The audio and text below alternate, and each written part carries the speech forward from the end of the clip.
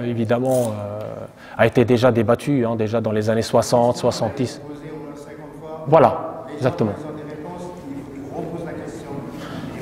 Alhamdulillah, Allah nous dit dans le Coran, rappelle, car le rappel profite aux croyants. En quelques secondes, je vous dis, Allah tabaraka wa ta'ala nous dit dans le Coran, le verset est clair, الذين يأكلون الربا لا يقومون إلا كما يقوم الذي يتخبطه الشيطان من المس ذلك بأنهم قالوا إنما البيع مثل الربا وأحل الله البيع وحرم الربا. Alors, le verset il est clair, il interdit clairement le riba, et le riba, il est de deux types, riba al-fadl, riba al-nasi'a. Riba dans les crédits, riba dans les échanges. Très bien. Il y a quelques personnes, quelques personnalités, quelques savants qui ont essayé de tourner autour du pot, de dire oui, mais on est dans une terre non musulmane. Donc la notion de Dar al-Harb, j'ai déjà parlé de la notion de Dar al-Harb et qu'elle est dépassée, qu'on n'est pas dans Dar al-Harb, qu'on n'est pas dans une terre de guerre. On est dans une terre, certes non musulmane, mais c'est ce qu'on appelle une terre d'engagement, Dar al-Ahd. D'autres savants l'appellent Dar Da'wa. Mais dans tous les cas, on ne peut pas dire qu'on est dans un concept ou dans un mode de fonctionnement de Dar al-Harb, puisqu'on a une liberté, il y a un respect de notre vie, de notre...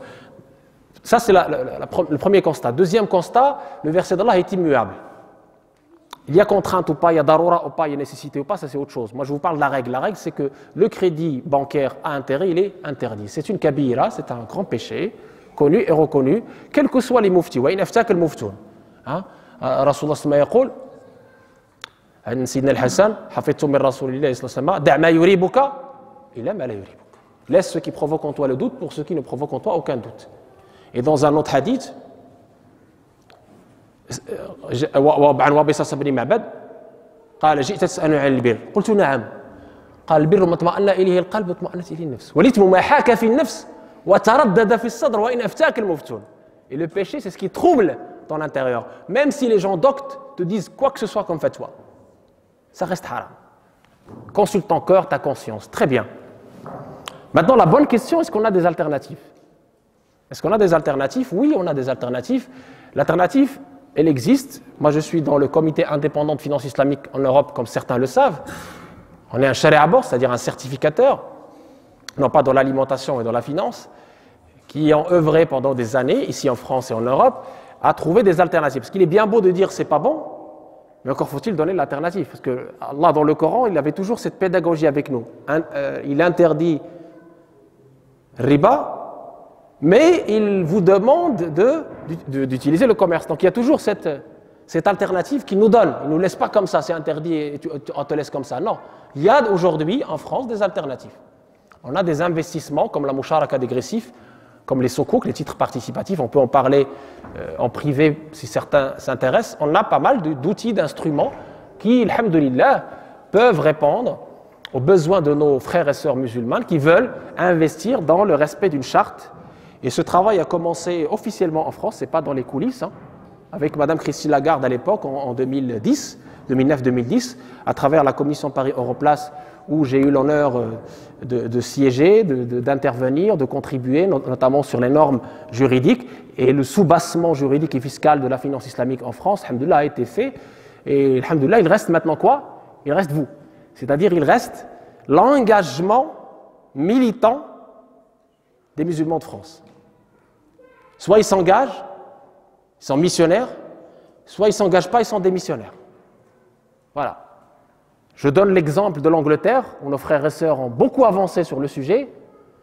Nos frères d'origine pakistanaise, d'origine libanaise, d'origine égyptienne, etc. Dès qu'ils ont mis le pied en Angleterre, ils ont tout de suite refusé les transactions basées sur le riba. C'est ce qui a accéléré l'émergence de la première banque islamique zone euro, l'Islamic British Bank. Parce que dès le départ, ils avaient cette culture, cette formation de travailler, d'investir dans le halal. Voilà, c'était une exigence pour eux. Et donc l'État s'est plié et leur a donné les outils. Et eux-mêmes se sont donné les outils en s'organisant en association, en groupement. ce qu'on voit aujourd'hui en France depuis quelques années, et ce que j'encourage personnellement, il y a une liberté aujourd'hui contractuelle qui existe, que vous pouvez, alhamdoulilah, utiliser, vous pouvez vous organiser en association et avancer dans la légalité, bien évidemment, vers des contrats, vers des solutions qui sont à la fois éthiques, morales, pertinentes et halal. Et ça, aujourd'hui, vous savez, la finance islamique a été saluée, même par les non-musulmans. Je rappelle juste, et ce sera le mot de la fin par rapport à ce sujet, que l'Observatore Romano, qui est l'organe de presse du Vatican, et j'avais traduit l'article de l'italien vers le français, le pape à l'époque, il a encouragé le monde entier, l'Occident en crise, il a dit l'Occident est en crise de confiance parce qu'il a abusé de l'utilisation de l'argent, il a trahi le message divin. C'est celui qui dit, c'est pas moi. Et je conseille à l'Occident en crise, crise de la dette, crise des suprêmes, etc., de se tourner vers la finance islamique. C'est lui qui dit, c'est pas moi. De se tourner vers la finance islamique, car elle comporte tout l'aspect moral que nous, Occident, on a occulté. Vous voyez, shahida shahidun min ahliha. Adao. Y a-t-il d'autres questions?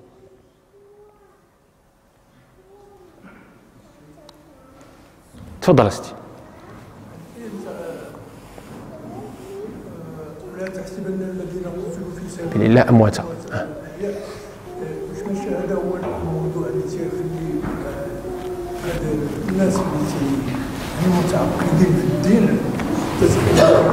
انا جا بروبليم سوسيال من الاحسن ندير هذا الارهاب ونكون في الجنه كما وعدني الله. بارك الله فيك. هذا سؤال وجيه جدا. Je traduis pour nos frères francophones. Monsieur pose une question très pertinente et qui se pose généralement chez tous nos jeunes qui sont un peu déboussolés. Le verset coranique promet aux martyrs, encore faut-il définir ce qu'est le martyr, bien évidemment d'être vivant, la vie éternelle et d'avoir les meilleures récompenses, etc. Qu'est-ce que le martyr? Est-ce que shahid c'est celui qui se suicide? Est-ce que shahid c'est celui qui tue des innocents? Eh bien revenons au Coran encore une fois.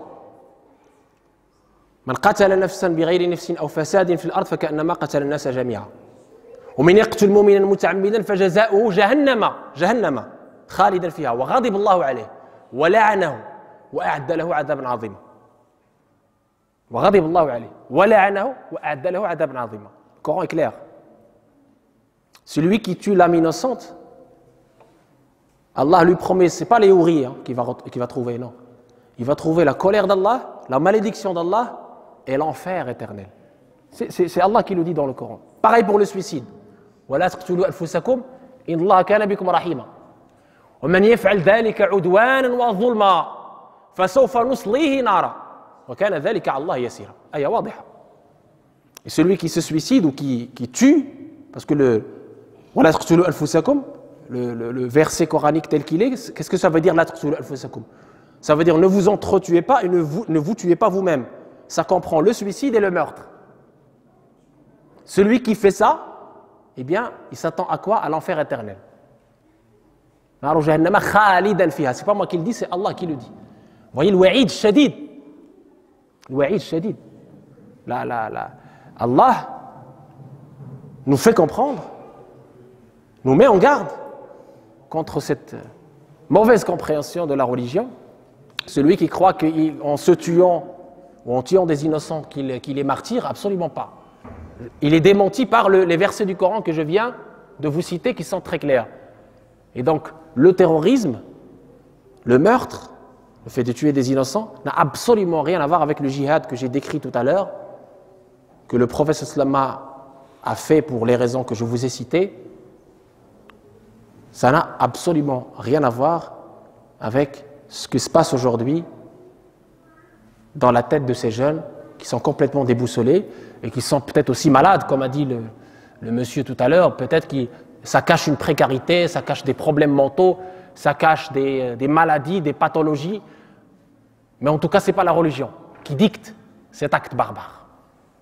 La religion se désavoue bien évidemment de ces actes barbares ou cette atteinte à la vie qu'Allah a rendue sacrée.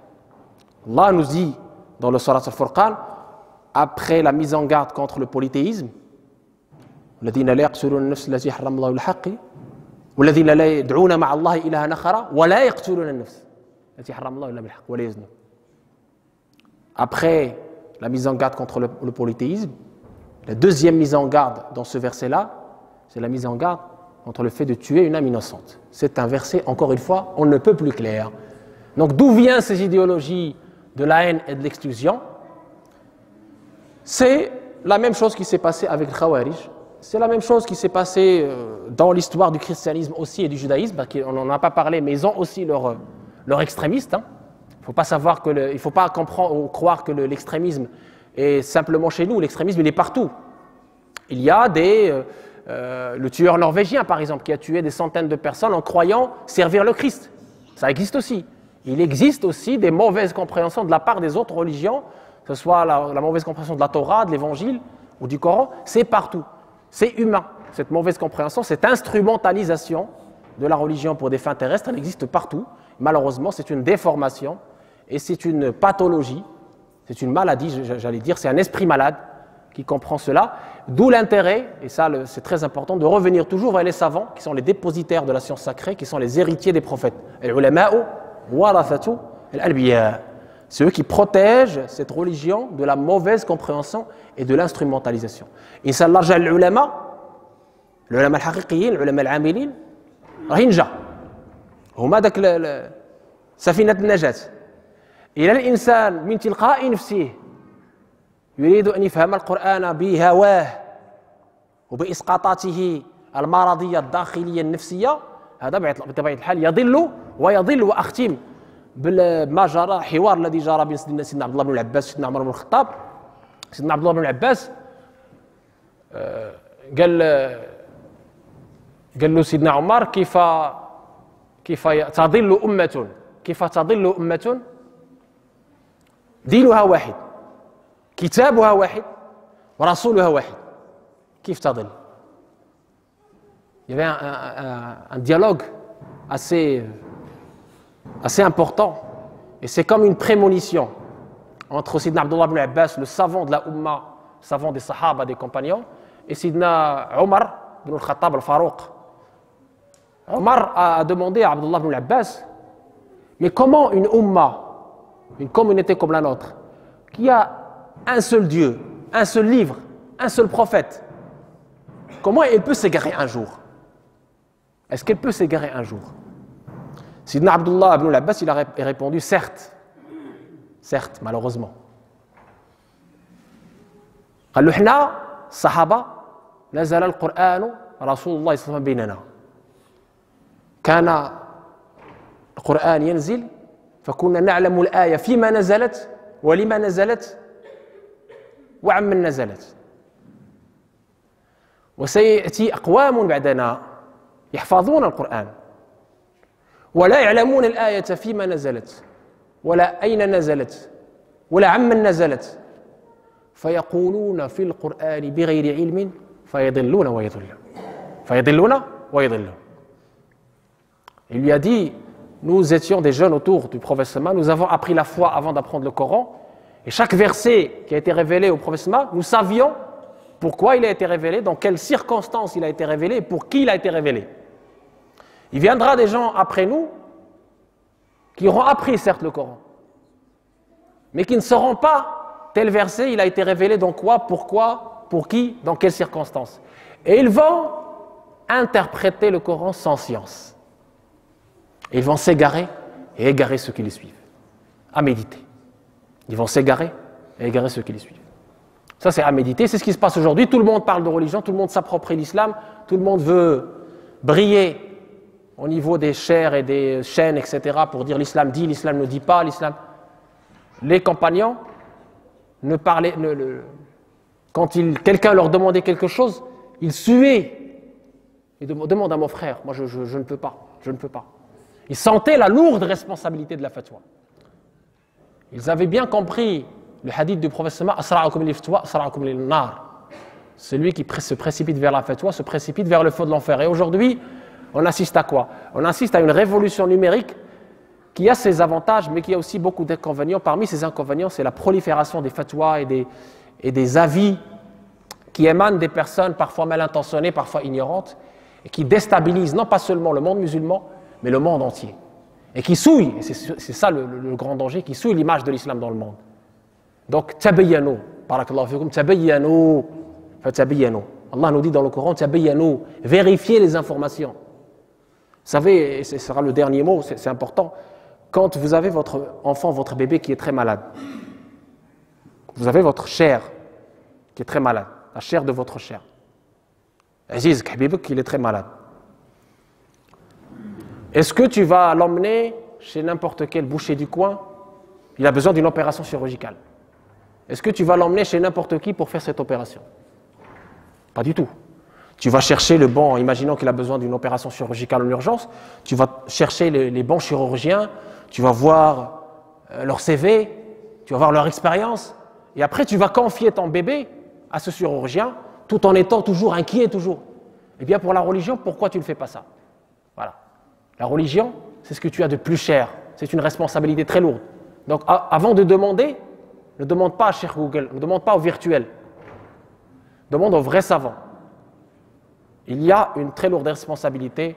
وآخر دعوانا الحمد لله رب العالمين اللهم انفعنا بما سمعنا اللهم اجعلنا ممن يستمعون القول فيتبعون احسنه اولئك الذين هداهم الله واولئك هم اولو الالباب الله يجعلنا واياكم من الذين قال الله فيهم ونزعنا ما في صدورهم من غل اخوان على سرر متقابلين الله يجعلنا من الذين يصلحون ولا يفسدون جعلنا قيمه مضافه لهذا الدين qu'Allah fasse de nous une valeur ajoutée pour cette belle religion, des ambassadeurs de cette belle religion par le bel agir, par l'être et le paraître, par l'incarnation ou la représentation de ce qu'était Sidna Muhammad sallallahu dans ses valeurs, dans sa morale. Il était sahib al-khuluq al-azim, il était d'un éminent ou d'un sublime caractère. Qu'Allah tabaraka wa ta'ala fasse qu'on soit sur son chemin et qu'on ne souille pas l'image de cette belle religion. Akhir da'wana, alhamdulillahi rabbil alamin, barakallahu fikum.